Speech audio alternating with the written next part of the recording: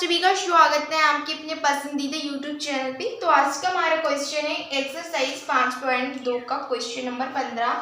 इस क्वेश्चन में कहा है कि n के किस मान के लिए दोनों समांतर श्रेणियों 63, 65, 67 एंड डॉट डॉट और 3, 7, 17 के n वे पद बराबर होंगे। हमें n की वैल्यू याद करनी है, n के n पदों की संख्या यानी कौन से पद पर आकर इन दोनों समांतर श्रेणियों की n वे पद यानी an पद हैं जो आपस में बराबर होंगे। सबसे पहले यहाँ पर लिखेंगे हल। उसके बाद प्रथम श्रेणी के लिए यहाँ पर लिखेंगे हम प्रथम श्रेणी।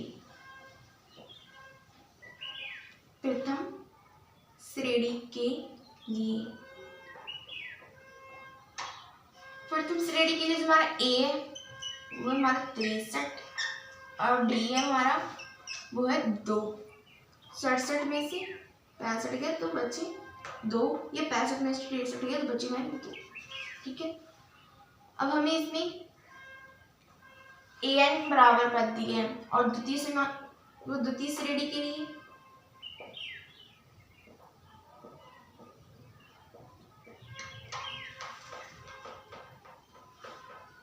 द्वितीय श्रेणी में हमारी a की वैल्यू है वो है 3 और d की वैल्यू है 17 में से 10 गया तो 7।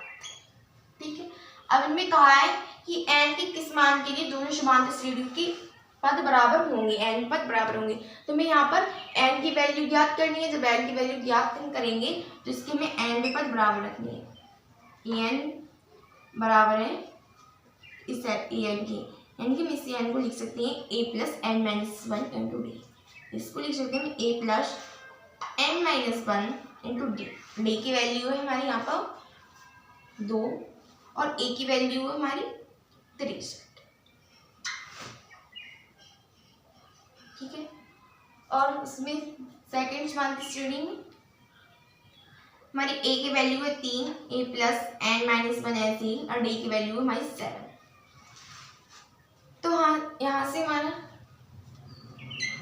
63 ऐसे रहने देते हैं प्लस के, और इधर के प्लस के 3 बराबर किस तरफ आएंगे तो ये हमारे हो जाएंगे माइनस के 3 बराबर n माइनस 1 इंटू 7, और इधर हमारे ये प्लस के हैं तो इधर जाके हो जाएंगे हमारे माइनस के n माइनस 1 इंटू 2। तो यहाँ पर 63 में से 3 गए तो बच्चे 60 बराबर, अब इसकी हम 7 से गुणा कर देंगे n माइनस 1 की तो 7n माइनस 7, इधर से माइनस की गुणा करेंगे अंदर, इधर से 2 की तो माइनस के 2n माइनस माइनस प्लस की 2। तो यहाँ से आगे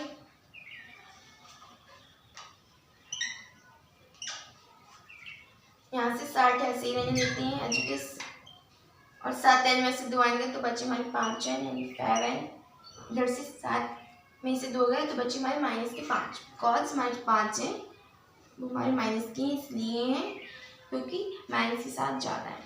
तो यहाँ से 60 ऐसे ही एज इट इज, जो माइनस के 5 है वो इस तरफ आएंगे तो हमारे हो जाएंगे प्लस के 5 इज इक्वल 5n।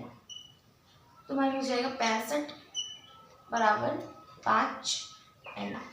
इधर से 13 पंजे 65 यानी कि 5 एकम 5 बच्चे हमारा 1 5 3 15, n बराबर 13।